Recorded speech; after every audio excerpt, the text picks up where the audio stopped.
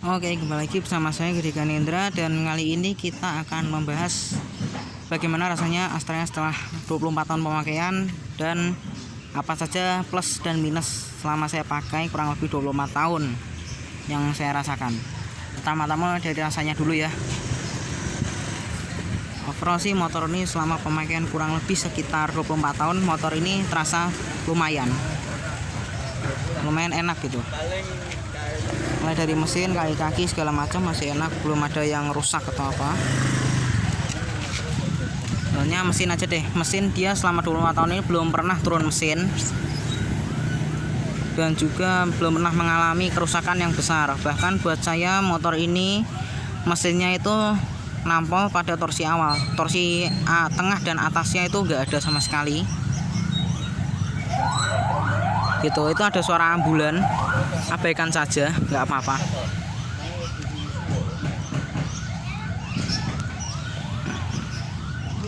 Lalu dia memiliki kaki-kaki yang kokoh, tapi walaupun kokoh dia tetap memberikan rasa nyaman dan kestabilan yang cukup tinggi.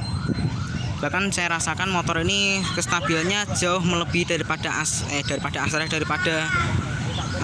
Beat maupun Vario lah kira-kira. Jadi kaki-kaki depan belakangnya itu udah durable banget.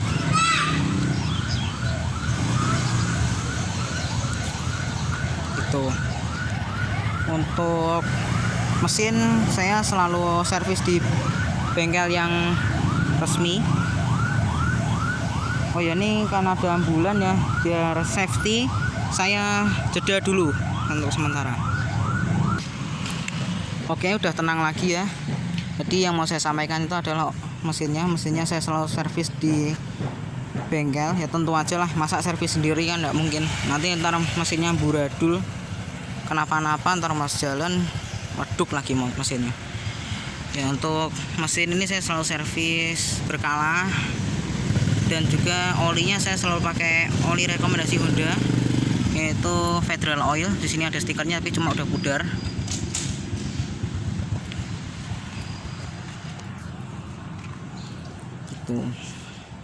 Oke, kita langsung aja ke kelebihan dan ke kelemahannya. Kelebihan yang pertama buat saya yaitu adalah pada performa mesin.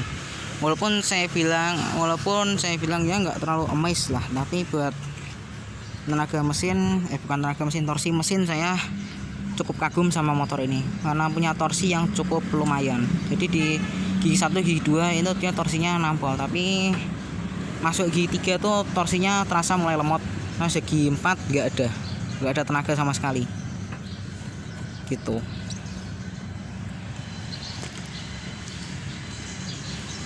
Itu masuk ke kelemahan, nanti saya sampaikan lagi lah gitu. Terus kelebihan yang selanjutnya durable mesin, durabilitasnya mesin ya maksudnya. Karena mesinnya ini setelah 24 tahun saya pakai, dia nggak ada yang namanya pernah kerusakan yang terlalu serius lah, cuma servis berkala aja, ganti oli segala macam, busi. Mesinnya ini berkapasitas 100 cc, bertenaga 7,3 dk dengan torsi 7,3 Nm dan masih menggunakan karburator, belum menggunakan injeksi. Jadi efisiensi bahan bakarnya jauh lebih baik. Nah itu masuk kelebihan ya. Dan selanjutnya itu tadi efisiensi bahan bakar yang luar biasa bagusnya, bahkan lebih bagusnya dari Honda Vario dan Honda Beat, walaupun performa mesinnya nggak terlalu bagus gitu. Terus yang selanjutnya yaitu adalah kaki-kakinya yang tangguh ya. Ini kaki-kakinya tuh tangguh sekali, kuat, tapi walaupun kuat dia tetap terasa nyaman dan stabil. Jadi nggak terasa limbung buat menikung dengan kecepatan sekitar 40 sampai 50 km per jam. Lalu yang saya agak miss nih sama motor ini yaitu adalah joknya ini empuk. Buat motor zaman dulu sih empuk nih. Buat zaman sekarang sih ya buat saya tetap nyaman kok, nggak ada yang namanya keras atau apa. Ini bahannya masih ori dari tahun 97, belum pernah saya ganti. Masih bagus banget kan, kayak baru. Cuma ya udah agak keset, jadi kalau misalkan kita geser-geser agak bunyi.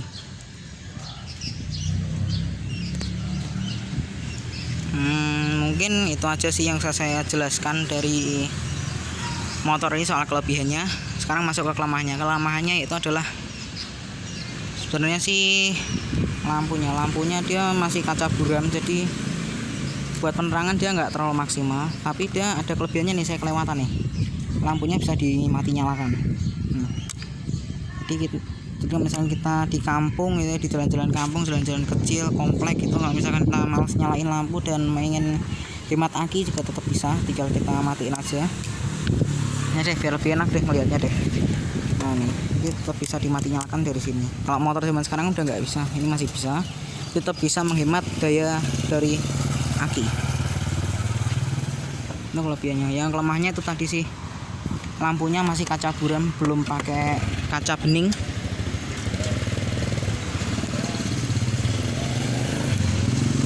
Terus kelemahan yang selanjutnya itu adalah remnya masih tromol dua-duanya. Jadi depan belakang masih tromol. Dan juga masih menggunakan velg jari-jari. Dan pada zamannya motor ini itu ada teman-temannya yang udah pakai velg racing alias gas wheel, tapi ini masih dipasang jari-jari. Tapi ban tetap saya pakaiin ban tubeless, bukan yang ban dalam, bukan ban yang pakai ban dalam lagi. Tetap pakai ban tubeless.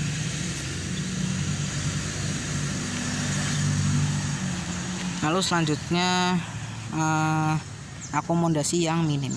Motor ini punya tempat penyimpanan yang bisa dibilang nggak ada. Ya, jadi hook ya cuma ada di sebelah kanan ini doang. Nih gantungannya cuma ada di sebelah kanan, sebelah kiri nggak ada nih. Sebenarnya itu tambahan tapi cuma sama orang tua saya dicopot karena bukan standarnya. Standarnya cuma ada yang di kanan aja. Lalu bagasi bahkan dia nggak ada tempat buat nyimpan jas hujan nggak ada, jadi cuma kotak toolkit aja. Nih tuh, ini cuma kotak toolkit aja, nggak ada buat nyimpan jas hujan aja, nggak bisa buat nyimpan jas hujan.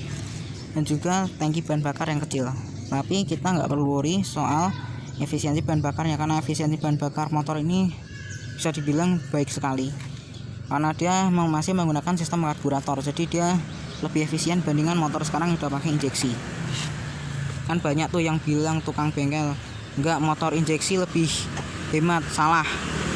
Yang lebih hemat itu adalah motor dengan pengabutan bahan bakar karburator. Injeksi enggak terlalu hemat. Nah ini kelebihan yang hampir saya kelewatan, yang hampir saya lewati, yaitu adalah sistem rotari. Zaman dulu sih ini lumayan bagus.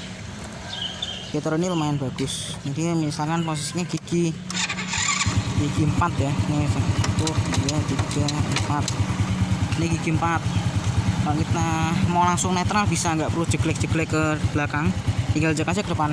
Ini kaki saya nginjek depan ya, nah, bisa langsung netral ini seperti ini. Odometer masih 88.000, ini belum kembali ke 0, jadi memang motor ini jarang saya pakai. Di kilometer ya juga masih rendah, belum ada 90.000 km, dan ini belum, sekali lagi saya nyatakan, belum kembali ke 0.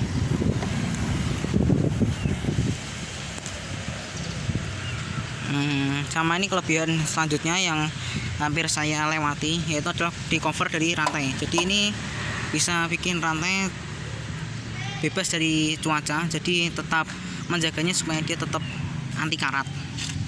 Nah, misalkan kehujanan, kena becek segala macam, dia tetap aman karena ada covernya. Ini covernya dari kayak emas macam ya, aluminium ya. Soalnya suaranya teng gitu, nggak tok kayak plastik nih. Kalau ini kan plastik, ini beda, suaranya beda kayak besi gitu.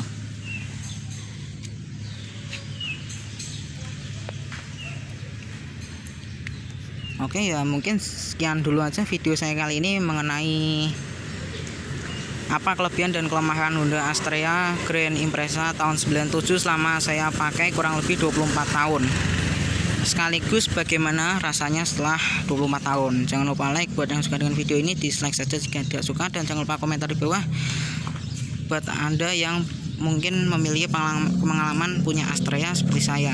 Dan jika Anda pernah punya atau mungkin masih punya sampai sekarang kayak saya ini, bisa kok cerita dong di komentar di bawah bagaimana pendapat Anda mengenai motor ini. Terima kasih sudah menonton dan kita ketemu lagi di video selanjutnya. Yo. Jangan lupa subscribe juga buat Anda yang berkenan, supaya kami makin semangat dalam membuat konten yang lebih bermanfaat lagi. Ya sebenarnya ini udah manfaat sih buat teman-teman semua, tapi semoga aja bisa semangatnya makin bertambah berkat Anda subscribe channel saya. Terima kasih sudah nonton, dan ketemu lagi di video selanjutnya. Yo.